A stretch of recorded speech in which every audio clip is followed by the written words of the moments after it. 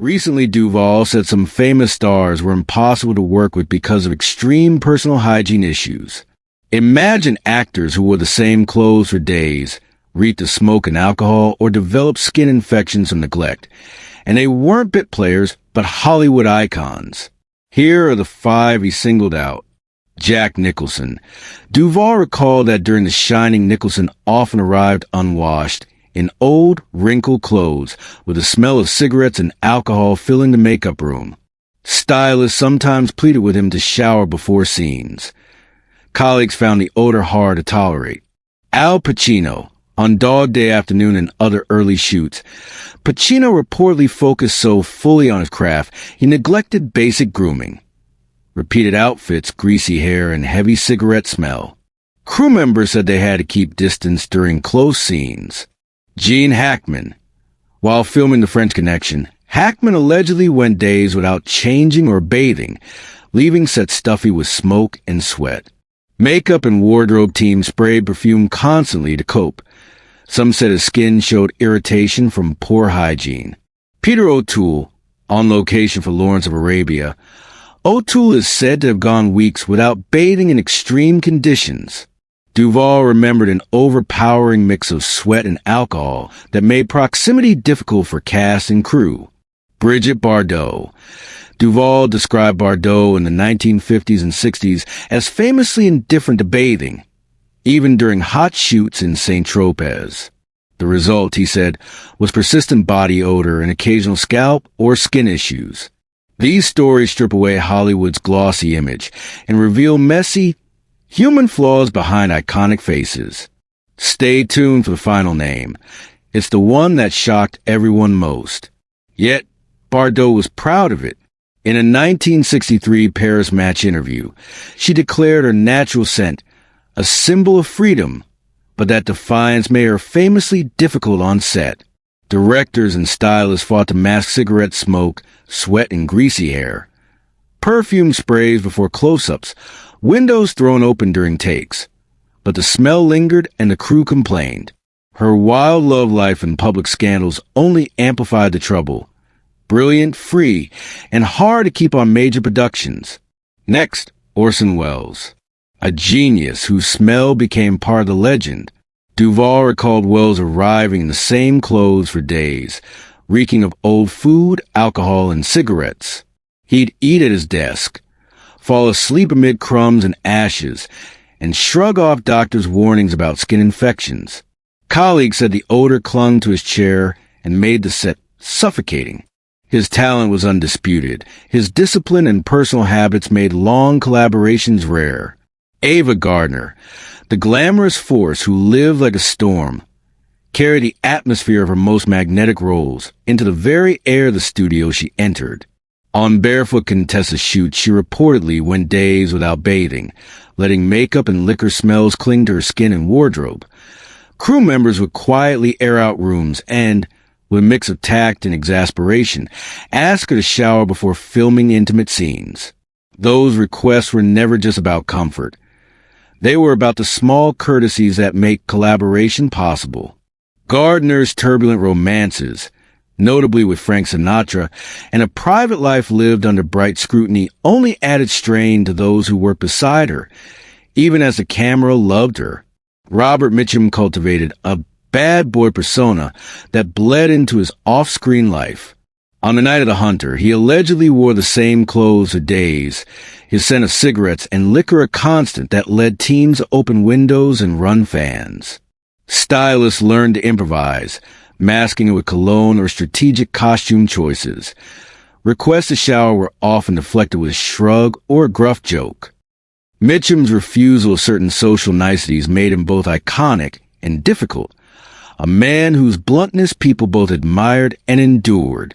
Dennis Hopper's era, especially around Easy Rider, showed how fragile the machinery of filmmaking can be when personal demons run unchecked. Reports from those sets detail long stretches in the same outfit, skin irritation shrugged off, an overpowering mix of smoke and sweat that stylists try to camouflage with sprays. Hopper's volatility and clashes with directors made him unpredictable. He could deliver raw genius one day and bring a shoot to a standstill the next. His volatility made him a creative force and, at times, a liability that colleagues had to navigate carefully. Seen together, these stories are more than celebrity gossip. They are portraits of contradiction, towering talent that radiated on screen, coupled with personal neglect that made life off-camera fraught. There's a lesson in that collision, and it asks us to hold two truths at once. Greatness and fragility often sit together, and the people who create beauty can be the ones most in need of care. The paradox is uncomfortable, but it is also human. The very intensity that produces unforgettable moments can erode the routines that sustain ordinary life. What should inspire anyone who works in creative collaboration is how productions adapted in the face of such contradictions. The seamstresses and makeup artists who smelled the first trace of trouble didn't simply quit in disgust. They created workarounds, extra gowns, discreetly aired dressing rooms, spare towels, and makeup techniques that minimize the need for extensive cleansing between takes. Directors rescheduled heavy scenes to give actors breathing room, and camera teams learned to shoot with fewer takes to reduce strain. These small acts of problem-solving were born of necessity, but they also show a resilient, resourceful culture. People were relentless about finding ways to make art without letting chaos win. There's another side that should not be glossed over: compassion and boundaries. Crew members describe mixed feelings: annoyance, admiration, loyalty, and worry. They were colleagues who loved the performance and feared for a person. The strongest teams held firm to standards for safety and comfort while attempting to support colleagues who were struggling. They drew lines where needed, insisting on hygiene for close-up work, refusing to shoot when someone posed a health or safety risk, and they offered help where they could. That balancing act is a model for any workplace. Insist on humane conditions and mutual respect, but meet human frailty with empathy rather than mere punishment. For modern readers, these tales offer a mirror.